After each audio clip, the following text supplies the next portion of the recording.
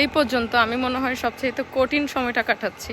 বাংলাদেশের 17 দিন হাইকিংয়ের মধ্যে এই দিনটা ছিল আমার জন্য সবচাইতে চ্যালেঞ্জিং একটা দিন, যেদিন আমি সৌভাগ্যক্রমে আমার বাড়ির রাস্তায় হাঁটছিলাম বা বাড়িতে গিয়ে রেস্ট নিতে পারছি।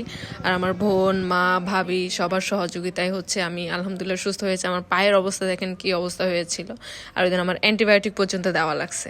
রেখা পায়ে হেঁটে ক্রস করছি টেকনাফ থেকে তেঁতুলিয়া। আজকে পঞ্চম দিনে এসে আমি গতকাল এই জায়গায় শেষ করেছিলাম। এই জায়গা থেকে আজকে আবারও শুরু করছি। সব হচ্ছে পাইকারি ব্যবসায়ী এখান থেকে নিয়ে যাবে 20 কেজি, 50 কেজি, 100 কেজি। এখানে তো লড়ে বিক্রি হয়ে যায়, মানে কেজি বিক্রি হয় না। আপনি তো ভাই এখন মুসাফির,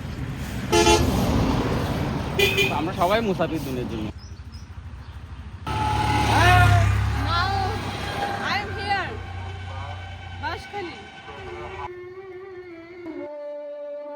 কম বেশি সবারই হচ্ছে এই যে ফোস্কার প্রবলেম, পায়ে ব্যথা, এই জিনিসগুলো হবে। এটা আপনার জন্য, এটা আপনার ওইভাবে প্রস্তুতি নিয়েই হচ্ছে মাঠে নামতে হবে। সো আমি জাস্ট আমার সবকিছু খুঁটিনাটি সবকিছু আমি ট্রাই করছি একদম আমার ব্লগের মাধ্যমে শেয়ার করতে, যাতে আপনারা হচ্ছে একদম ক্লিয়ারলি জানেন বা ক্লিয়ারলি বুঝেন যে আসলে কি ধরনের প্রবলেম আপনি ফেস